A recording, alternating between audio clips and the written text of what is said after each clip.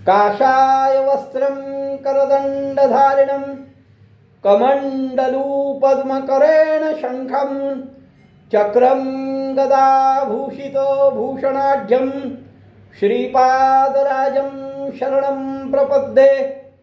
नमो जन्मभूमी जिथे जन्म झाला, नमो आर्यभूमी जिथे वाढियेला, नमो कर्मभूमी जिथे गुप्त झाला। नमस्कार माझा सद्गुरु दत्तात्रयाला। अवधूत चिंतन श्री गुरुदेव दत्त। साधकांनो, काल आपण बघितलं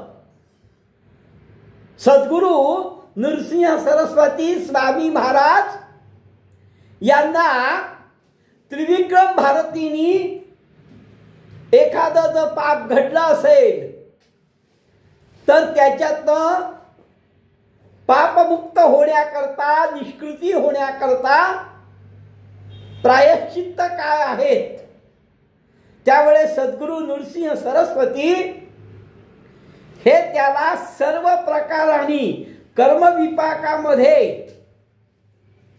जी जी प्रायश्चित्त सांगितली आहेत ती सांगतात.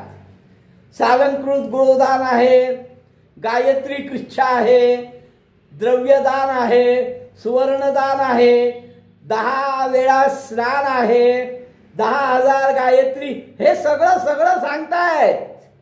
त्यात त्यांनी एक सांगितलेलं, काल मी वारंवार सांगितलं, ते पुन्हा आज सांगतो. सर्वात महत्वाचं प्रायश्चित्त म्हणजे पश्चात्ताप आणि गुरुसेवा, जे शक्य आहे. बाकी शक्य आहेतच असं नाही. प्राजापत्य कृच्छ देखा. आणखीन काय सांगितलंय? भोजन करावे मुक्त एका. एक वेळाच भोजन करायचं, किंवा आयचित भिक्षा. आता या काळात भिक्षा मागणं शक्य आहे का? नाही, निर्विवाद आहे. या काळात भिक्षा मागणं शक्य नाही. मग भोजन करावे मुक्त. ठीक आहे, एक वेळा भोजन करू आपण असं म्हटलं तर तेही बहुतांशी शक्य आहेच असं नाही. कारण मनामध्ये मोह. समजा तुम्ही एक वेळा भोजन करायचं ठरवलं आहे, तुम्ही फक्त दुपारी भोजन करणार आहात आणि तुमचं दुपारी भोजन झाल्यानंतर संध्याकाळी वेगळं काही बनवलं गेलंय, त्याचा वास तुमच्या नाकात गेलाय, ते खाण्याची तुम्हाला इच्छा निर्माण झाली आहे. पण माझं एक वेळ भोजन आहे, माझ्याकरता उद्या ठेवा. अरे पण तू श्वासाद्वारे, मनाद्वारे ते भक्षण केलं आहे, म्हणजे ते एकभुक्त होऊ शकत नाही. म्हणजे हेही काही अंशी शक्य नाही. मी प्रत्येक प्रायश्चित्ताचं तुम्हाला मेख समजावून सांगतो. करू नका असं माझं म्हणणं नाही, पण त्याच्या बरोबर हा विचार करा, माझ्या मनावर माझं नियंत्रण असतं का? जर समजा माझ्या मनावर माझं नियंत्रण असेल तर माझ्याकडनं पाप घडलंच नसतं. माझ्याकडनं पाप घडलं याचं कारणच हे आहे की माझ्या मनावर माझं नियंत्रण नाही. बघा, गायत्री कृच्छ शक्य नाही, एक भुक्त जेवण शक्य नाही, 10,000 गायत्री जप शक्य नाही, 10 वेळा स्नान शक्य नाही, सोन्यानी गाय दान द्यायची शक्य नाही, द्रव्यदान शक्य नाही. जेवढी जेवढी सांगितली आहेत ती शक्य आहेत का? तर सूक्ष्मात अतिसूक्ष्म विचार केला तर नाही.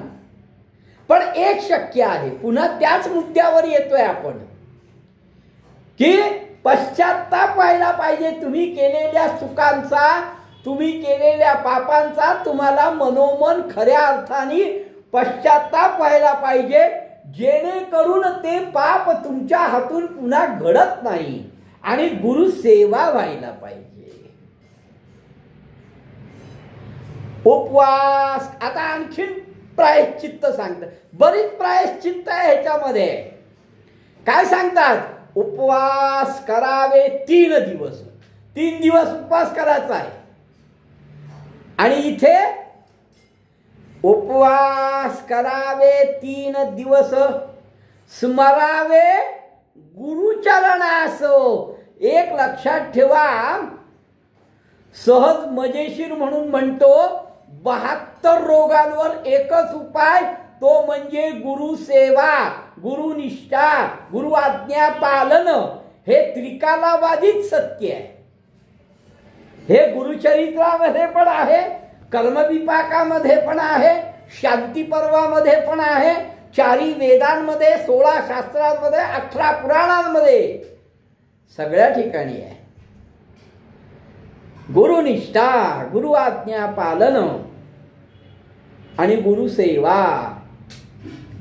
बघा इथे सुद्धा सांगताय की कर्मविपाक सांगतो 3 दिवस उपास करायचा, पण उपास करून सुद्धा स्मरावे गुरुचरण. गुरूंच्या चरणाचं स्मरण करावं. तेणे जाती सौम्य दोष. जे आपणाशी सामान्य लोकांना जे सौम्य दोष आहेत ते 3 दिवस उपास केल्याने आणि गुरुचरणाचं स्मरण केल्याने जातील. बरं, इथे सौम्य दोषाबद्दलच सांगितलंय. पण सुरुवातीला ज्यावेळेस सांगितलं की तुम्ही कितीही मोठं पाप केलं असलं तरी तुम्हाला पश्चाताप झाला आणि गुरुसेवा केली तर कितीही मोठं पाप असेल तरी ते जाईल. इथे सौम्य दोषाकरता, सौम्य दोष आहे त्याच्याकरता 3 दिवस उपास करा आणि गुरुचरणाची स्मरण करा.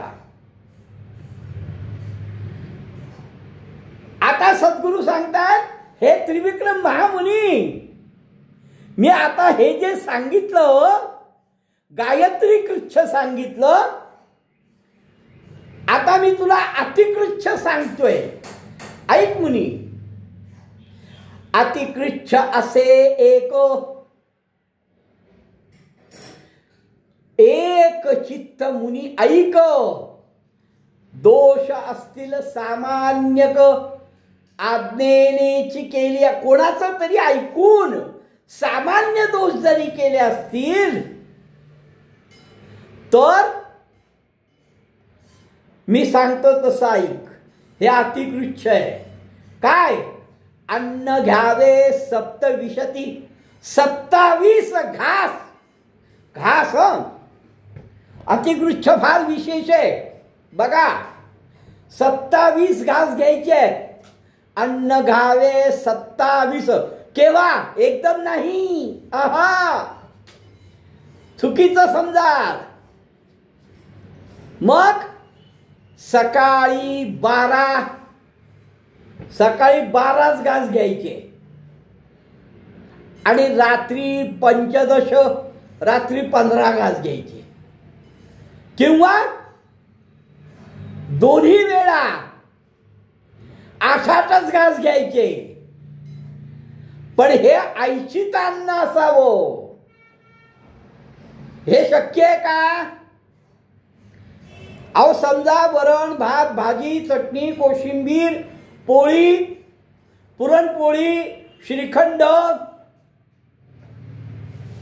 असं सगळं केलंय. कशाचे 10 घास घ्याल? कशाचे 15 घास घ्याल? आणि हे ऐसे सौम्य पातकाशी, हे सौम्य पातका करताय बरं का अतिकृच्छ. विधी असती परियेसी, हे सगळे जे वरती मी सांगितले आहेत हे सगळे सौम्य पातका करता विधी आहेत रे त्रिविक्रमा महामुनी. हे सगळे सौम्य पातकाशी आहे. बर, अजून एक आहे. काय? मास एक नेमेसी, एक महिना काय करायचं? अंजुली एक जेवावे ओंजळ, 2 हातांची जी ओंजळ होईल त्या ओंजळीत जेवढं मावेल तेवढंच 1 मास जेवायचं आहे. शक्य आहे का हो? मग महाराज सांगतात की एकच शक्य आहे, पश्चाताप करा. मनापासून पश्चाताप करा, गुरुनिष्ठ व्हा, गुरु आज्ञा पाळा. तुमचं किती जरी मोठं पाप असेल तरी त्याचं क्षालन होईल. बर, 1 अंजुळी जे जेवण सांगितलंय ते कशा करता? तर सौम्य पातक, म्हणजे अतिशय छोटं मोठं काही किरकोळ पाप घडला असेल तर. पण इकडे कितीही मोठं पाप घडला असेल तरी जात आहे. बरं, अजून पुढे काय सांगतात ते? उपवास 3 करावे देखा. 3 उपास करायचे आहेत. त्या 3 उपासांचं कशा प्रकारे करायचे? उपवास 3 करावे देखा, प्रकार सांगे आणि का 3 दिवस उपोषका घृतपारणे करावे. 3 दिवस उपास करायचा आहे आणि घृतपारण, तुपाचं पारण. 3 दिवस तूप घ्यायचं, 3 दिवस क्षीर दूध घ्यायचं आणि 3 दिवस फक्त वायू भक्षण करायचा. पुन्हा 1 दिवस दूध घ्यायचं. अहो, तुमच्या मनामध्ये आशा निर्माण होणार. तुम्ही किती जरी, कारण निर्मोही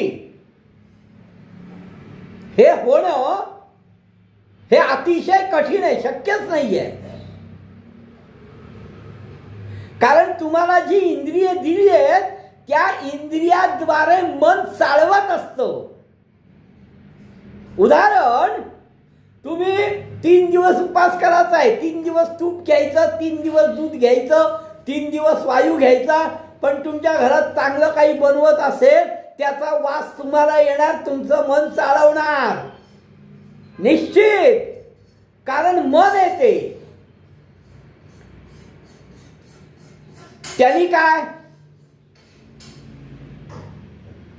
बघा, कुठली कुठली प्रायश्चित्त सांगितलेली आहेत. आपल्याला कुठलं शक्य आहे? एखादा असेल अशक्त. आता सद्गुरू म्हणतात की हे सगळी प्रायश्चित्त करायची इच्छा आहे, पण एखादा अशक्त आहे, त्यासी असे एक व्रत, त्यालाही एक व्रत आहे. अशक्त असेल, त्या अशक्ताने सुद्धा जर हे व्रत केलं तर त्याच्याही पापाची निष्कृती होते. मग त्या अशक्ताला कुठलं व्रत?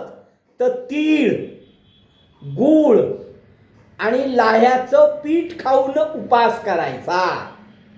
एखादा असेल अशक्त, तयासी असे एक व्रत, तीळ गूळ लाह्या पीठ उपवास एक करावा. अशा पद्धतीने त्याने उपास करावा. पूर्ण कृच्छ कराशी, हे सगळं पूर्ण कृच्छ आहे. पर्णोदकावर हे सगळं घ्यायचं आहे आणि पश्चाताप दग्ध होऊन प्राशन करायचंय. आणि एक प्रकार सांगितला. आता सद्गुरू बघा, कर्म विपाकामध्ये किती प्रकार सांगितले आहेत तरी थांबत नाही आहे. तुमच्या पापाची निष्कृती होण्याकरता कर्म विपाकामध्ये अनेक अनेक अनेक प्रकार सांगितले आहेत. आणि एक प्रकार करी चांद्रायण आचार. आता चांद्रायण करायला सांगितलंय. कुक्कुटांड प्रमाण आहार, कोंबड्यासारखा आहार. ग्रास घ्यावे वर्धवानी. कसे? चांद्रायण प्रकार कसा आहे? शुक्लाच्या तिथीप्रमाणे घास वाढवावे आणि अमावास्येनंतर ते उतरवावे. अमावास्येसी 1 ग्रास हो, अमावास्येला 1च ग्रास, पौर्णिमेला 15 ग्रास हो, पौर्णिमेला 15 ग्रास. कृष्ण जशी उतरतो, कृष्ण पक्ष आला तर 1 घास कमी करायचा आणि शुक्ल पक्ष आला तर 1 घास वाढवायचा.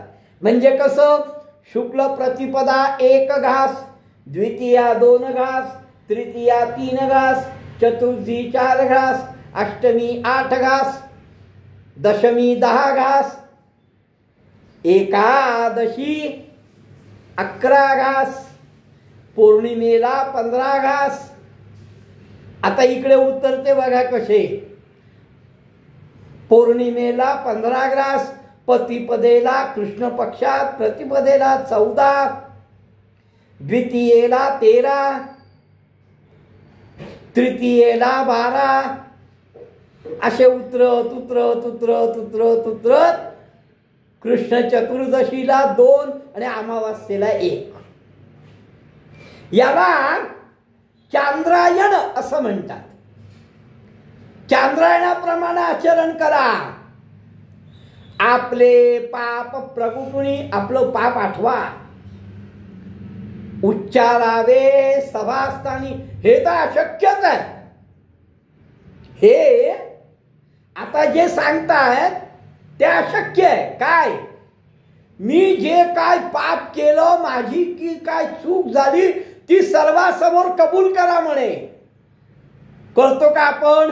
नाही. आपले पाप प्रगुटुनी उच्चारावे सभास्थानी, पश्चात्तापे जळुनी. पश्चात्ताप दग्ध होऊन त्याचं उच्चारण करावं. आम्ही उच्चारतो, आम्ही 4 लोकांना सांगतो आमचं चुकलं, पण असं झालं म्हणून असं झालं. हे पाप सांगणं नाही, हे कारण दाखवणं आहे. आणि खरोखर मनापासून सांगितलं तर पाप जळून भस्म होतं. आता सद्गुरू म्हणतात, बघ मी तुला जी जी काय कृच्छ सांगितली, आता त्रिविक्रमा मी तीर्थकृच्छ सांगतो. तीर्थाने गेल्यानंतर पापाचं काय काय होतं हे सांगतो.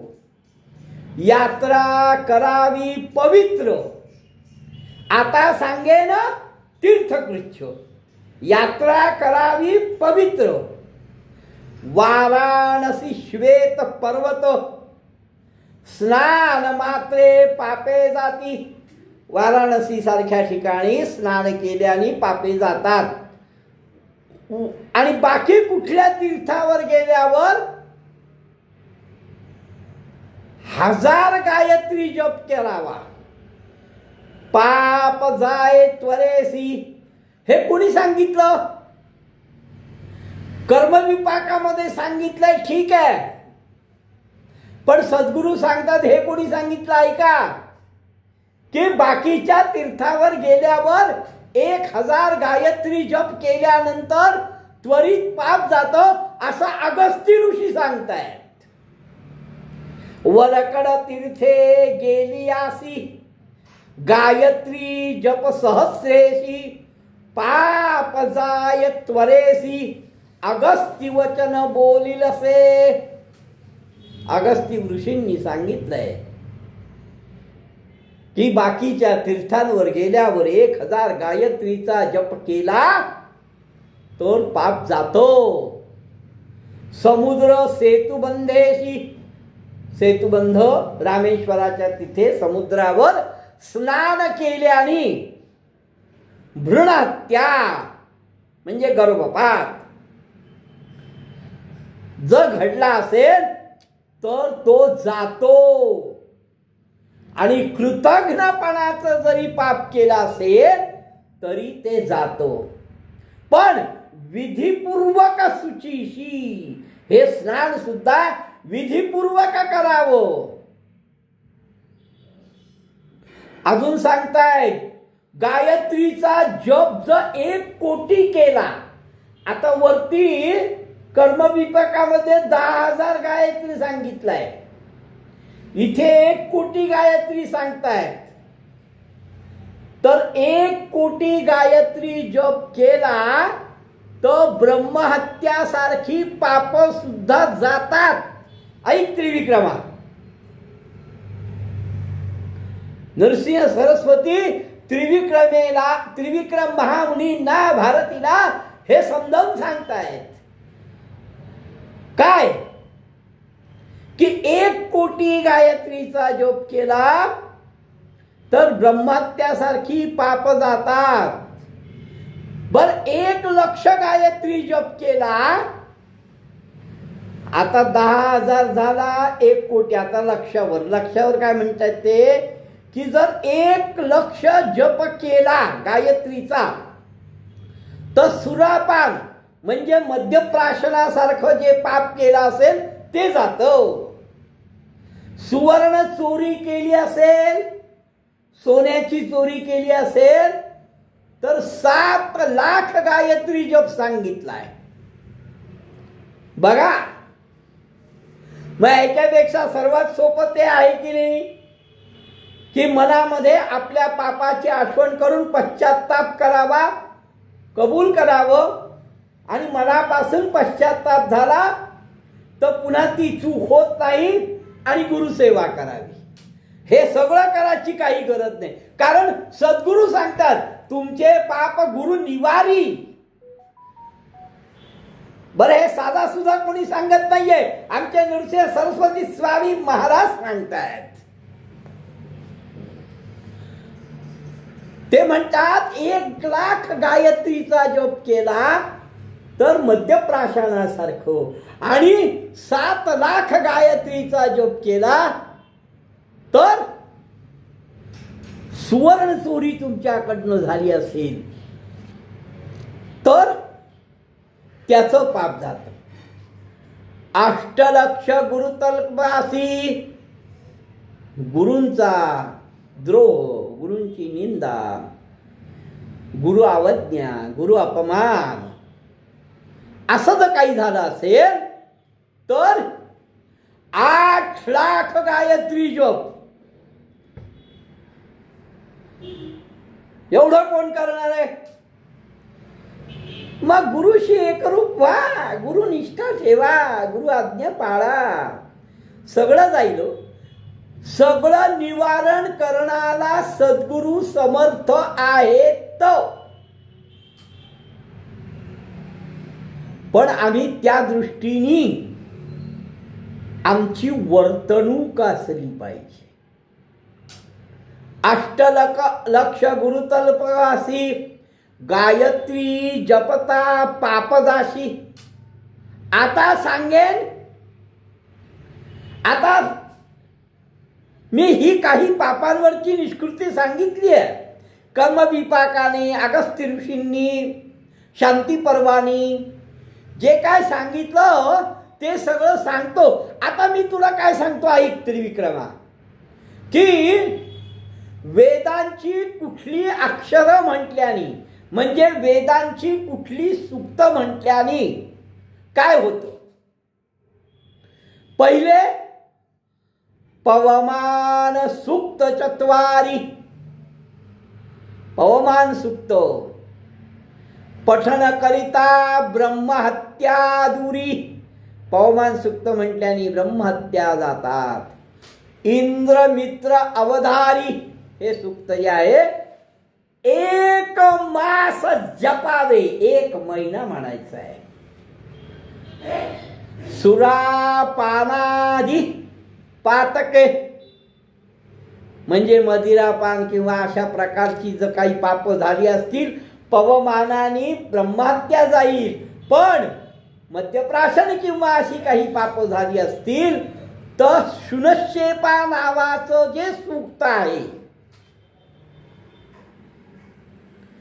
ते म्हटल्याने सोनं चोरल्याचं पाप सुद्धा जातं. सुरापानादि पातके जातील येणे सुक्तके पवमानाने ते सुद्धा पाप जातं. आणि शुनश्येपानाम सुक्ते सुवर्ण हरा पाप जाय. पवमान शन्न सुक्त, पवमान शन्न सुक्त जे आहे ते पठण करिता हविषोक 1 महिना पाठ म्हणायचं आहे. 1 महिना त्यांनी गुरूंविषयी झालेला दोष, गुरूंविषयी झालेला अवमर्द हे सगळं जाणार आहे. 5 मास 6 मास 5 महिने किंवा 6 महिने मितहार करुणी पुरुषांनी 6 मास किंवा 5 मास मितहार म्हणजे कमी आहार, बरं नुसता कमी आहार नाही तर त्याच्याबरोबर पुरुष सुक्त म्हणायचं आहे. म्हणजे कर्माचा नाश होतो. आणि पंचमहापापे नासती, 5 प्रकारची पाप जातात. आता मंत्रसुक्त जे आहे, मंत्रसुक्त त्रिमधु म्हणजे मंत्रसुक्त सुवर्णा त्रिनाश मंत्र जपावे नचिकेत समस्त पातके प्रायश्चित्त. प्रत्येक सुक्ताचं कर्मविपाकामध्ये असलेलं महत्व तुमच्या पापाच्या निष्कृतीबद्दल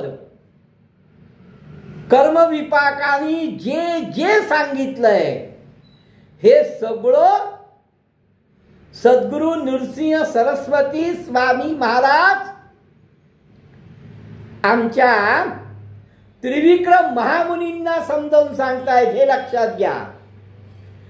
त्रिपदा नाम गायत्रीसी जपिता जे भक्तीशी अघमर्षण त्रिरावृत्तेसी 7 जन्म पाप जाय. 7 जन्मापर्यंतची पाप जाणार आहेत.